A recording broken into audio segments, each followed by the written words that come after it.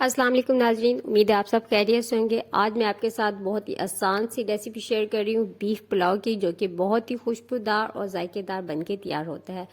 बहुत आसान रेसिपी है और ख़ासतौर पे बिगनर्स के लिए जो पहली दफ़ा पुलाव बनाना चाहते हो तो ये रेसिपी उनके लिए है। रेसिपी को स्टार्ट करते हैं। तो यहाँ पे मैंने ले लिया है हाफ kg बीफ। आप बीफ बोन्स वाला भी ले सकते हैं। मैंने एक बोन डाली है और बाकी मैंने बोनलेस यूज़ किया है।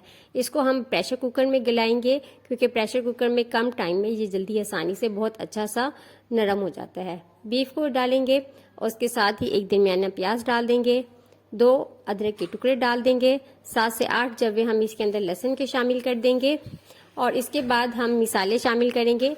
तो मिसालों के लिए मैंने पोटली बनानी है, तो 1 टीस्पून डालेंगे इसके अंदर सौंफ, 2 बड़ी इलायची,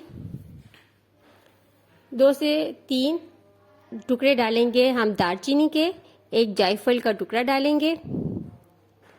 उसके बाद हम डालेंगे 4 से 5 हरी इलायची खुशबू के लिए। 1 टीस्पून डालेंगे हम इसके अंदर खुश्क धनिया,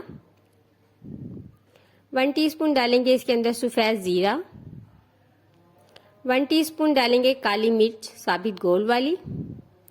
बस अब इन तमाम मिसालों को हम एक पोटली बना लेंगे और अच्छी तरह से बंद कर देंगे, ताकि ये हमारी स्टॉक के अंदर मिक्स ना हो पाए और लेकिन इनका जायका अच्छी तरह से हमारी जो यखनी होगी बीफ की उसके अंदर रच बस जाए। तो पोटली बनाकर हम इसको अपने प्रेशर कुकर के अंदर शामिल कर देंगे और उसके बाद गोश्त के अंदर हम पानी डालेंगे। पानी हमने प्रेशर कुकर में इतना डालना है कि हमारा जो गोश्त है वो टेंडर भी हो जाए, वो जले भी ना और हमारे पास काफ़ी सारा स्टॉक भी हो जाए, यानी कि गोश्त डिप भी हो जाए और उससे थोड़ा सा पानी ज़्यादा भी होना चाहिए, क्योंकि हम इसको 20 मिनट तक अच्छी तरह से गलाएंगे। इस दौरान पानी खुश्क भी होगा और 1 टीस्पून इसके अंदर साथ में हम भर के नमक डाल देंगे। प्रेशर कुकर को बंद करेंगे और इस पर घंटी लगा देंगे। गोश्त के लिए तकरीबन 20 मिनट के अंदर ये अच्छा सा टेंडर हो जाता है। ताहम हर गोश्त की नौयत डिफरेंट होती है, कुछ कम टाइम में गलते हैं और कुछ ज़्यादा टाइम में। बहरहाल आप गोश्त को चेक कर लें कि जब ही आप निकाल के कि गोश्त अगर टेंडर हो चुका है तो उसके मुताबिक पोटली को हम निकाल लेंगे, अलग कर देंगे और गोश्त को हम यखनी से अलग कर देंगे।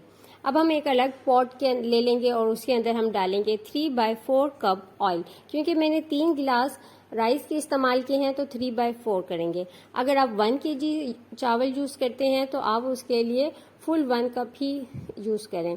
इसके अंदर हम डालेंगे 2 अदद दरमियानी प्याज, उसको हम ब्राउन करेंगे।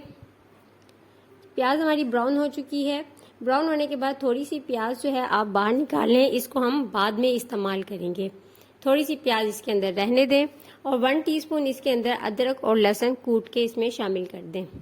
पेस्ट भी शामिल कर सकती हैं या कूट के, जिस तरह आप चाहें इसके अंदर शामिल कर दें।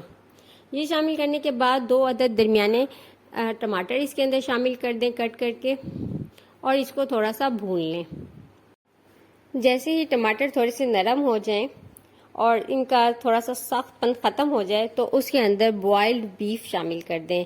बॉइल्ड बीफ के साथ आज जो प्याज और लहसुन हमने डाला था बॉइल होने के लिए वो भी इसके अंदर शामिल कर दें, क्योंकि वो अच्छी तरह से गल जाएगा। इसके साथ ही 3 से 4 हरी मिर्चें वो भी शामिल कर दें, क्योंकि हम इसके अंदर स्पाइस के लिए हरी मिर्चों का ही इस्तेमाल करेंगे। गोश्त को अच्छी तरह से भून लें। जैसे ही थोड़ा सा गोश्त भून जाए तो उसके अंदर आधा प्याली दही का शामिल कर दें।